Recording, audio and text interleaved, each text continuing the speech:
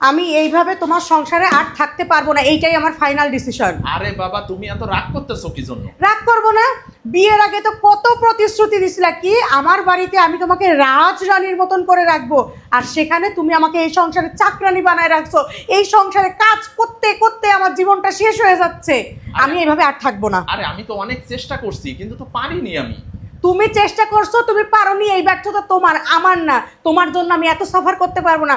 প্রত্যেকটা সময় তোমার ছেলে ঘর যেভাবে নোংরা করতেছে, একবার কোল্ড ড্রিঙ্কস ফেলতেছে, একবার পানি ফেলতেছে, একবার ময়লা ফেলতেছে, একবার চকলেট, একবার চিপস, আর আমি বারবার ঘর ঝাড়ু দিয়ে মুছতে মুছতে দেখো তো আমার হাত পায়ের নখগুলো কেমন হয়ে গেছে, ময়লা পানি ধরতে ধরতে আমার হাতগুলো কেমন কালো হয়ে গেছে। আমি নিজেকেই নিজে এখন আয়নার সামনে দাঁড়ালে চিনতে পারি না, বুঝছো? আর তুমি বলছো তুমি চেষ্টা করতেছো। আচ্ছা শোনো, তোমার কষ্ট দূর করার জন্য আমি তোমার জন্য একটা সারপ্রাইজ নিয়ে আসছি। তুমি একদম আমার সামনে নাটক করতে আসবে না। তুমি বারবার এরকম সারপ্রাইজ নিয়ে আসছি, সারপ্রাইজ দেবো, এই করে করে এক একবার এক এক রকম কথা বলো। মাঝে একদিন কি বললা, আমি তাহলে আর একটা বিয়ে করে নিয়ে আসি, তাহলে সে তোমাকে এসে হেল্প করবে। একটা কাজের মানুষ খুঁজে আনতে পারো না, বিয়ে করতে মন চায় না। আচ্ছা শোনো, সত্যি সত্যি সারপ্রাইজ নিয়ে আসছি, তুমি এদিকে একটু আসো। কি আসবো কি আসবো, এই সংসার ছাড়বো আজকে আমি, তারপরে অন্য কথা। শোনো, আমি তোমার কষ্ট দূর করার জন্য সর্দার স্টোর থেকে একটা মফ অর্ডার করছি। কি সর্দার স্টোর থেকে তুমি কি অর্ডার করছো বলো আসো তো? আসো, এই দেখো। ট্যাং হ্যাঁ? ট্যাং।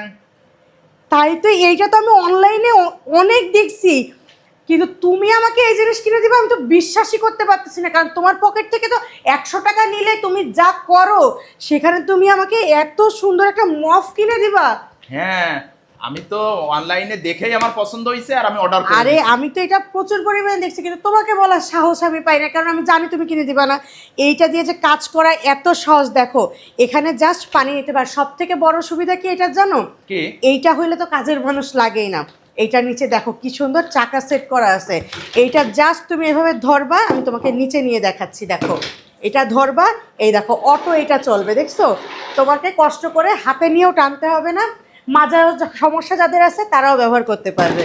তার থেকে বড় বিষয়, এখানে পানি নিব, পানিটা হচ্ছে নিয়ে এই যে এই দেখো কি সুন্দর, দেখো এই যে অটো, কোনো হাতই লাগানো লাগবে না। এখান থেকে পানি নিব, এইটাই দিব, দিয়ে হচ্ছে এই যে পানিটা পুরো শুকায় ফেলবো।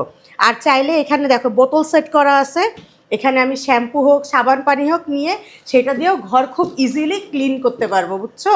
হ্যাঁ দেখছো, এই মপটা আনার পরে তোমার আর হাতের নখও অপরিষ্কার হবে না, আর তোমার মাজা নিচু করে ঘর মোছা লাগবে না। শোনো, ঘর মুছতে যে কত কষ্ট হয় একটা মেয়ের, একদিন যদি ঘর মুছতা, তারপরে নাকে খড় দিতে আর বলতে কি আমি আর জীবনে কোনোদিন ঘর মুছবো না। এত বড় সংসার, এতগুলা রুম, ঘর মোছা কি চারটেখানি কথা? তুমি নিজে একটু বলো। না, এটা অবশ্য ঠিক। আমি রীতিমতো বিগত